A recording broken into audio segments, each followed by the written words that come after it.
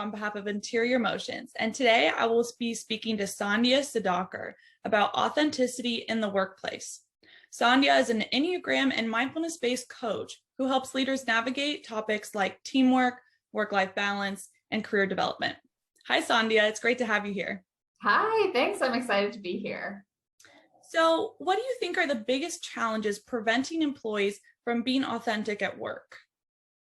Yeah, so I think, such a big topic today is how do we define success? And I think that's one of the reasons it's so hard to be our authentic selves at work.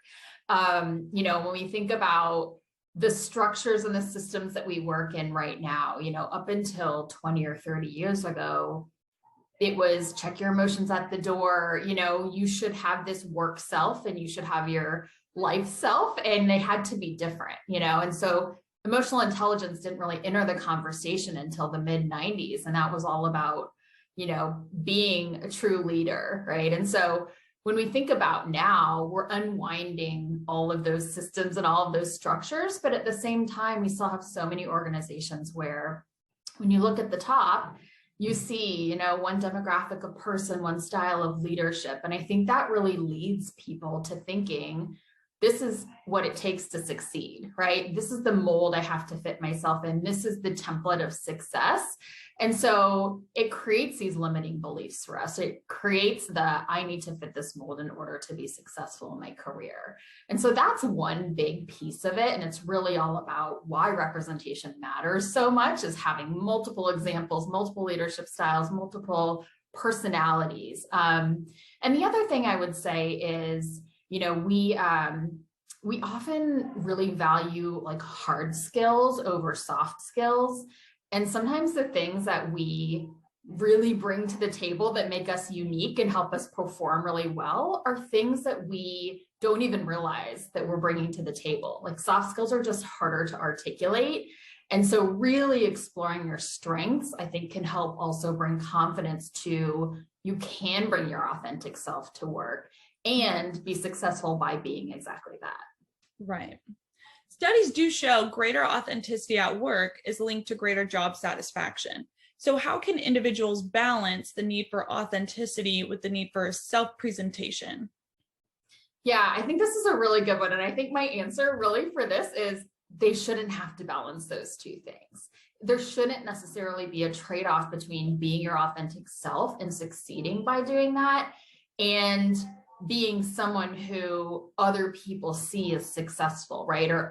Or that can operate well within an organization. I think a lot of times when we talk about authenticity, it can be a little bit of a disclaimer for our bad behavior.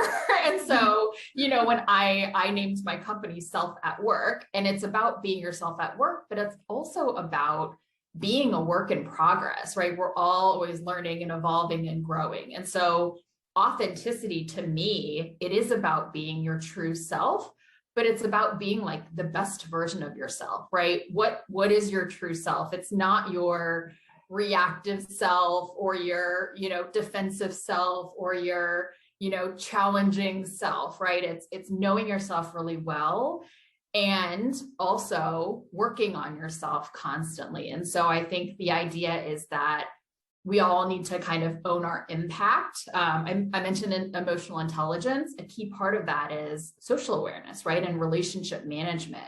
And so what impact do you have on other people? And how can you be your best self to bring your full self into your job, but also know what impact you have on other people so that you can exist within an organization successfully? Right. What can leaders do to create inclusive workplaces where people feel like they can be themselves?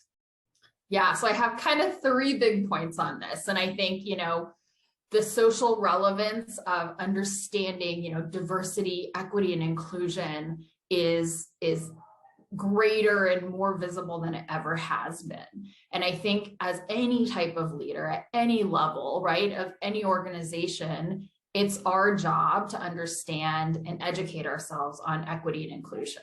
And that looks like, what are the systems and the structures that exist within the workplace in your company that might benefit certain groups of individuals and not benefit others, or might exclude them or even harm them.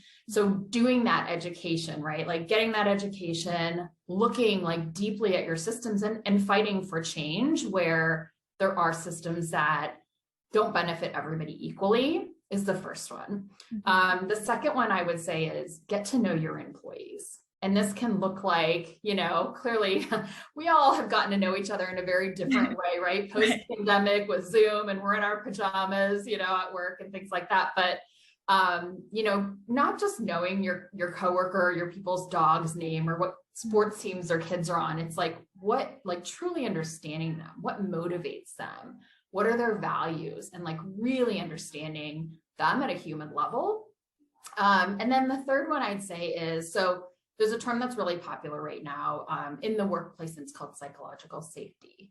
And what that really means, it sounds really big and intimidating. What it really means is, do your people feel like they can come to you and challenge your ideas? Do they feel like they can disagree? Do they feel like they can share different points of view? Do they feel like they can point it out when you make a mistake?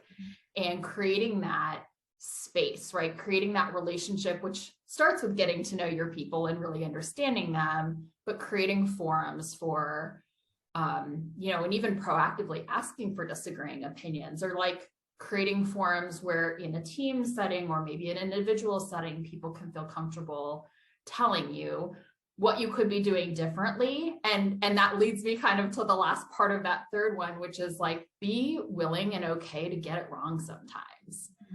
And being able to know, there's this shift of like, to be respected as a leader, I have to have all the answers and I have to be right all the time, into to be respected as a leader, I need to be human first and understand my people and allow them to disagree with me and be okay making mistakes.